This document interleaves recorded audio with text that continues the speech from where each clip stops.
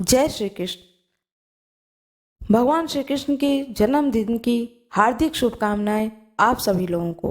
भगवान विष्णु और माता लक्ष्मी की कृपा आप पर और आपके पूरे परिवार पर सदा सर्वदा बनी रहे।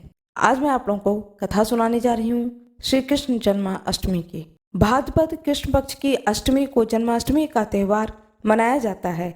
इस तिथि को रात के 12 बजे मथुरा के राज्य में कंस की जेल में वासुदेव जी की पत्नी देवी देवकी के गर्भ से भगवान श्री कृष्ण का जन्म हुआ था। इस तिथि को रोहिणी नक्षत्र का विशेष महत्व है। इस दिन देश के समस्त मंदिरों में झांकियां सजाई जाती हैं। भगवान कृष्ण का श्रृंगार करके झूला झुलाया जाता है। स्त्री पुरुष रात के 12 बजे तक व्रत रखते हैं। रात को 12 बजे शंख तथा घंटों की आवाज से श्री कृष्ण के जन्म की खबर चारों दिशाओं में गूंज उठती है। भगवान कृष्ण की आरती उतारी जाती है और प्रसाद वितरण किया जाता है। प्रसाद ग्रहण करके व्रत को खोला जाता है।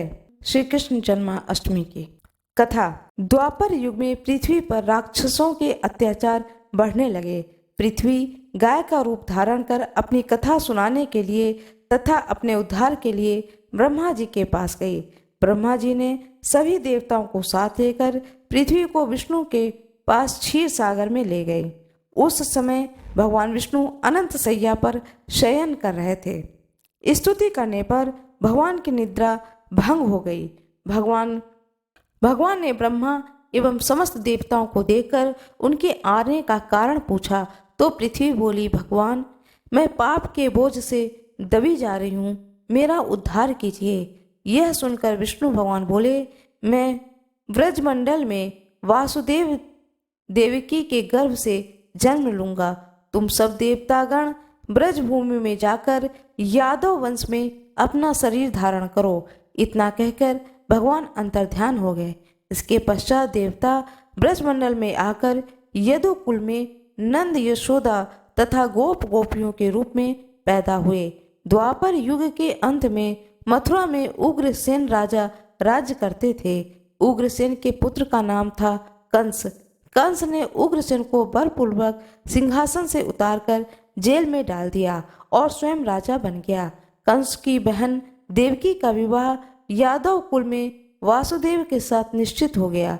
जब कंस देवकी को विदा कराने के लिए रथ के साथ जा रहे थे तो आकाशवाणी हुई, हे कंस, जिस देवकी को तू बड़े प्रेम से विदा कर रहा है उसका 8वां पुत्र ही तेरा संहार करेगा। आकाशवाणी को सुनकर के कंस को क्रोध आ गया। क्रोध में भरकर देवकी को मारने के लिए तैयार हो गया। उसने सोचा, न देवकी होगी न उसका कोई पुत्र होगा।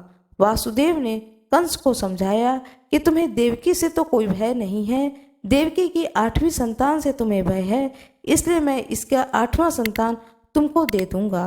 तुम्हारे समझ में जो आए उसके साथ वैसा व्यवहार करना।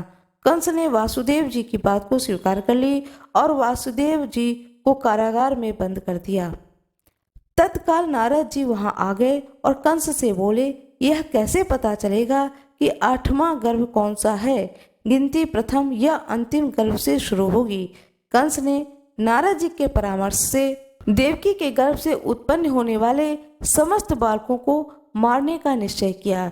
इस प्रकार एक एक करके कंस ने देवकी के 7 बालकों को निर्दयता पूर्वक मार डाला। भाद्रपद कृष्ण पक्ष की अष्टमी को रोहिणी नक्षत्र में श्री कृष्ण भगवान का जन्म हुआ। उनके जन्म लेते ही जेल के अंदर प्रकाश फैल गया। वासुदेव देवकी के सामने शंख चक्र एवं पद्मधारी चतुर्भुज भगवान ने अपना रूप प्रकट कर कहा कि अब मैं बालक का रूप धारण करता हूँ, तुम मुझे तत्काल गोकुल में नंद के यहाँ पहुँचा दो और उनके यहाँ अभी अभी जन्मी हुई कन्या को लाकर कंस को दो। तत्काल वासुदेव जी की हथकड़ी खुल गई। दरवाजे अपने आप खुल गए। पहरेदार सो गए। वासुदेव जी कृष्ण को सूप में रखकर गोकुल को चल दिए। रास्ते में श्री कृष्ण के चरणों को स्पर्श करने के लिए यमुना जी बढ़ने लगीं। भगवान ने अपने पैर लटका दिए। चरण छूने के बाद यमुना जी घट गईं। वासुदेव यमुना पार कर गोकुल में नंद के यहाँ गए। बालक कृष्ण को यशोदा जी के बगल में सुलाकर कन्या को लेकर वापस कारागार में आ गए। जेल के दरवाजे पूर्ववत बंद हो गए।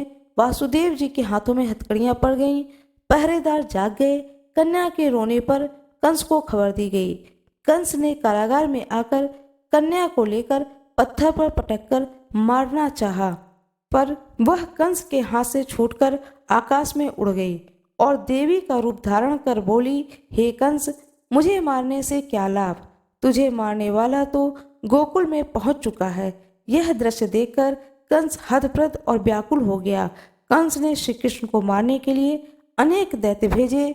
श्री कृष्ण ने अपनी अलौकिक लीला से सारे दैत्यों को मार डाला। बड़े होने पर कंस को मारकर उग्रसेन को राजगद्दी पर बिठाया। तभी से श्री कृष्ण की जन्मतिथि को सारे देश में बड़े हर्ष उल्लास से मनाया जाता है।